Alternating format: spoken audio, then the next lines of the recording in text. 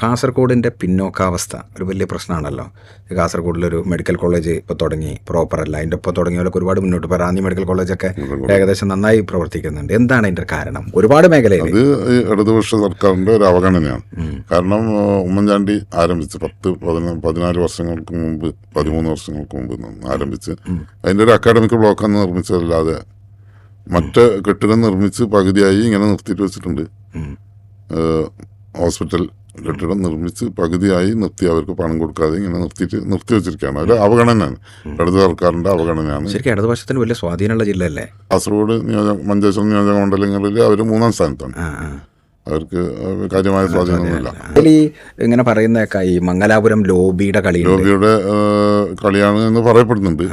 എന്തായാലും ഇതുവരെ ഹോസ്പിറ്റൽ നിർമ്മാണം പൂർത്തീകരിച്ചിട്ടില്ല. ഇപ്പോൾ ഒരു പേരിന് മെഡിക്കൽ കോളേജ് ആരംഭിച്ച് 50ഓളം വിദ്യാർത്ഥികളെ അഡ്മിഷൻ കൊടുത്ത് ജനറൽ ഹോസ്പിറ്റലിൽ കേന്ദ്രീകരിച്ച് ഇപ്പം പഠനം നടക്കുന്നുണ്ട്. എങ്ങനെ അത് നടത്തുന്നത് തന്നെ അറിയില്ല. ആ സൗകര്യങ്ങളൊന്നുമില്ല. ഒരു സൗകര്യം ഇല്ലാതെ മെഡിക്കൽ കോളേജ് തുടങ്ങിയിട്ടുണ്ട്. അവർക്ക് താമസ സൗകര്യമില്ല, പിന്നെ യാത്രാ സൗകര്യം എന്തൊന്നും ഇപ്പം അറിയുന്നില്ല. അവിടെ വലിയ പ്രശ്നം ഉണ്ടായിരുന്നു. ഇപ്പോൾ കഴിഞ്ഞ ദിവസം അവർ കുറച്ച് ആൾക്കാരെ നമ്മളെ ബന്ധപ്പെട്ടിരുന്നു, അൻവറിനെ ബന്ധപ്പെട്ടിരുന്നു. അവിടെ വലിയ ഇഷ്യൂസ് ഉണ്ട് എന്ന് പറഞ്ഞിട്ട്.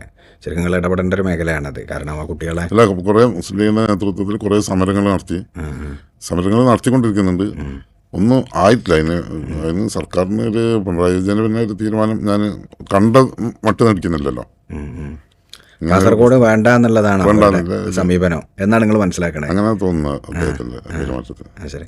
അപ്പോൾ ഈ UDF-ന്റെ കാലത്തും ഈ അവഗണന ഉണ്ടായിരുന്നില്ലേ? നമ്മൾ UDF-ന്റെ കാലത്ത് തന്നെ ഇത് ആരംഭിച്ചത്. മെഡിക്കൽ കോളേജ് ആരംഭിച്ചത് UDF-ന്റെ കാലത്താണ്. ഇപ്പോൾ ഈ മംഗലാപുരം ലോബി എന്ന് പറഞ്ഞാൽ എന്താണ് അതിൻ്റെ ശരിയായ? മംഗലാപുരത്തെല്ലാ മെഡിക്കൽ കോളേജ് 7ഓളം മെഡിക്കൽ കോളേജുകളും മംഗലാപുരത്തുണ്ട്. 6 കോളേജുണ്ട്. അപ്പോൾ അവർക്ക് ഹോസ്പിറ്റലിലേക്കുള്ള ഫീഡിംഗ് സെന്റർ എന്ന നിലയിലാണ് ഇപ്പോൾ കാസർഗോഡിനെ കാണുന്നത്. അവിടുന്ന് ആൾക്കാർ പോകുന്നത് കാസർഗോഡ് ഭാഗങ്ങളിൽ നിന്നാണ്, വടക്കൽ കാസർഗോഡ് ഭാഗങ്ങളിൽ നിന്നാണ് മംഗലാപുരത്തെ ഹോസ്പിറ്റലിൽ ഫില്ലാകുന്നത്. അപ്പോൾ അത് നല്ലൊരു ഹോസ്പിറ്റൽ കാസർഗോഡ് വന്നാൽ പിന്നെ ആൾക്കാർ പോകാതാവുന്നില്ല. UDF ഗവൺമെന്റ് വന്നാൽ ഇത് പരിഹരിക്കുമോ? എല്ലാ കാലത്തും ഇങ്ങനെ അവഗണിച്ച് മുന്നോട്ട് പോകാൻ പറ്റുമെന്ന് തോന്നുന്നുണ്ടായി. അതുപോലെ ഈ ചികിത്സാ രംഗത്ത് ഏറ്റവും പിന്നോക്കം നിൽക്കുന്ന എൻഡോസൾഫാൻ്റെ വിക്ടിംസ് ഏറ്റവും കൂടുതലുള്ളത് കാസർഗോഡിലാണ്. 6712 വിക്ടിംസ് ഉൾപ്പെടുന്ന ഒരു ജില്ലയാണ് കാസർഗോഡ് ജില്ല. അതിന് ഒരു എയിംസ്, അതിന് ചികിത്സിക്കാനുള്ള സൗകര്യങ്ങളില്ല. എയിംസ് കാസർഗോഡ് ആരംഭിക്കണമെന്ന ആവശ്യങ്ങൾ ഉന്നയിച്ച സമരങ്ങൾ പലതും നടത്തിയിട്ടുണ്ട്. അതൊന്നും യാഥാർത്ഥ്യമാക്കാൻ ഇതുവരെ സാധിച്ചിട്ടില്ല. പിണറായി വിജയൻ കോഴിക്കോടിനെ കൊടുക്കുന്ന നിൽക്കുന്നതാണല്ലേ? ഇപ്പൊ ഒന്നിനില്ലാത്ത, ആർക്കും കിട്ടാത്ത കോഴിക്കോടില്ല, തൃശ്ശൂരില്ല. അല്ല, ഇപ്പം അവിടെ ഈ എൻഡോസൾഫാൻ വിക്ടിംസിന് നഷ്ടപരിഹാരം കൊടുത്തോണ്ടിരുന്നത് അത് പൂർണ്ണമായോ? അല്ല, നഷ്ടപരിഹാരം കൊടുക്കുന്നുണ്ട്. എൻഡോസൾഫാനിന്റെ ഒരു സെല്ലുണ്ടായിരുന്നു, വിക്ടിം സെല്ല്.